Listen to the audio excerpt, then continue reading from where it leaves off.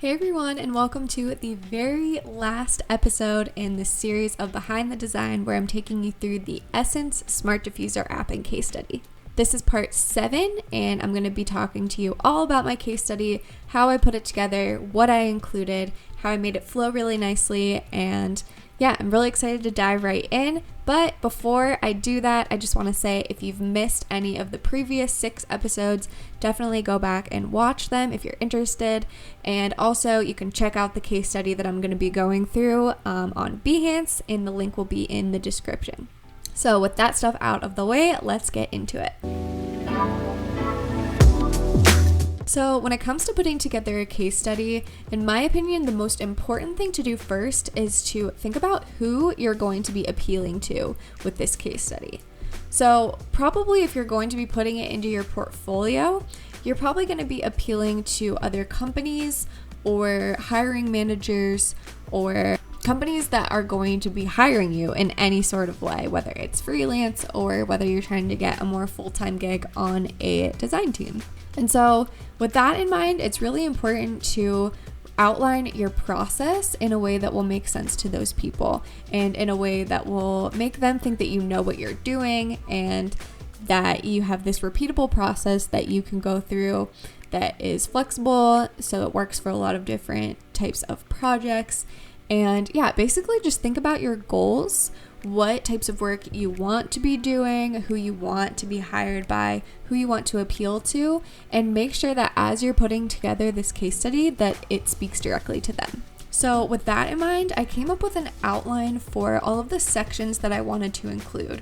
And so again, when I thought about what to include, I'm always thinking back to who I'm trying to appeal to. So for me personally, my dream client is wellness tech companies. And so that's who I have in mind as I am crafting my case study and figuring out what to include. So what I did before I even went in to create this case study on Behance is I opened up a Google Doc and I just started outlining what I wanted to include. So first I wrote out what the introduction should be like, what my role was, what the timeline was, and obviously the title of the project. I also jotted down my problem statement here and my original hypothesis and just all of these things that I wanted to have all in one place as I was building this case study. So for the background, we've got the hypothesis, the why behind the project, the different business opportunities, and within each one of these, I started writing and refining what I wanted to say and trying to make it as concise as possible.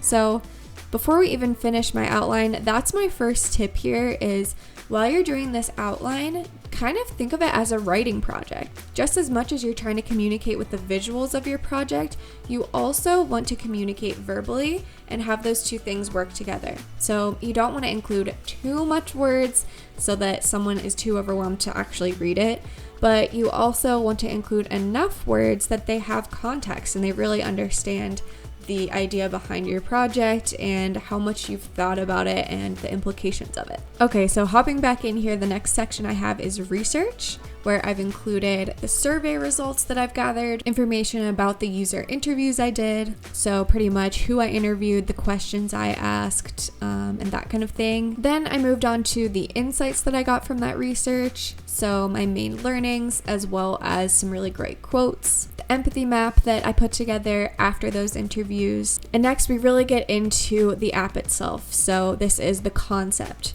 What are all my touch points? Should I show the sketches, the wireframes, and finally all of the key moments that make up the app design itself? And this is where I jotted down the most important key moments that I thought would be important to include in the case study.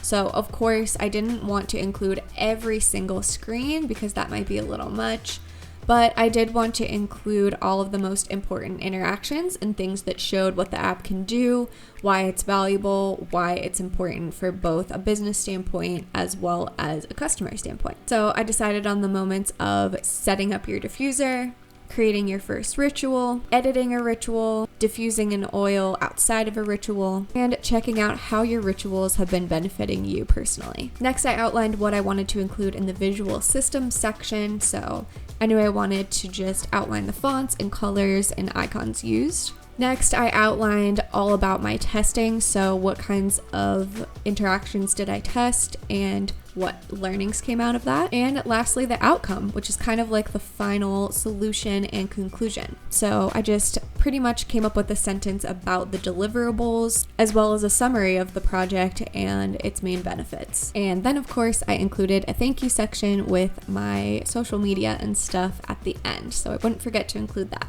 So for each one of these sections, I would highly recommend spending a lot of time writing them and making them sound really good before you move and get these into a visual presentation for your case study. But once you are ready to do that, then what I did was I opened up Adobe XD and I started to create artboards that went up and down. So basically the bottom and top touched each other so that it was like a long scrolling web page. This really helped me make sure that the entire thing was flowing really well and that each slide was flowing into the next one so that it looked completely seamless as a long scrolling case study on Behance. This is definitely optional if you just want to stick to writing on Behance as the captions to your images and just uploading images one by one. You can absolutely do that, but I just wanted to kind of go above and beyond and make this a really cohesive, flowing case study.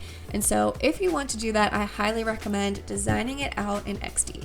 And the best thing about that is you can actually use Auto Animate to create your videos and show how the animations look within your case study. So you have the option of having flat screens and just uploading JPEGs or PNGs, but you can also upload GIFs, which is exactly what I did, and I think it just added a lot to this case study and made it a lot more interesting to look at and easier to understand. Another thing I did was I went to Adobe Stock and Unsplash and I looked up a lot of photos that were kind of in the same color family and tone of my app, and I put those where there was a little bit maybe too much white space and not enough visuals. And I sort of just made sure that they went along with my case study in some way, like they related to aromatherapy or working from home in your home environment.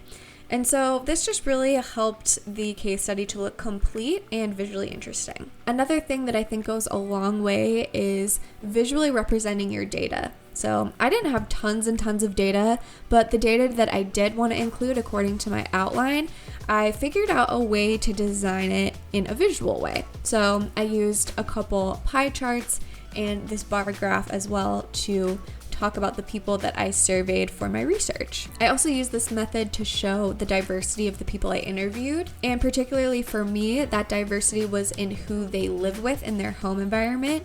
And so this was an opportunity for me to visually represent that using just different colored circles. So again, this is something that could just be shown in words, but it adds so much to also show it visually.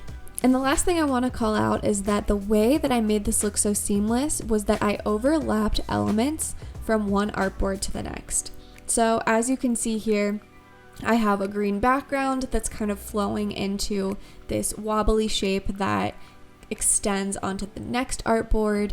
And in some cases, I have images that stretch from one artboard to the next, and elements like that that make it really feel like it's not just one section after section after section, but it actually flows nicely into each other. So that's just what I wanted to call out. That's just a tip in case you want to make this look a little bit more continuous and visually interesting. That's something you could definitely try out.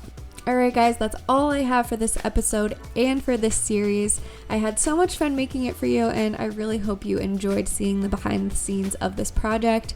I just want to give a huge shout out to Adobe for helping me with this project and giving me so much support and mentorship. I learned so much, and I loved sharing it with you guys. Don't forget to hit subscribe if you enjoyed this, and I'll be back next week with a completely different type of video, which I'm really excited about.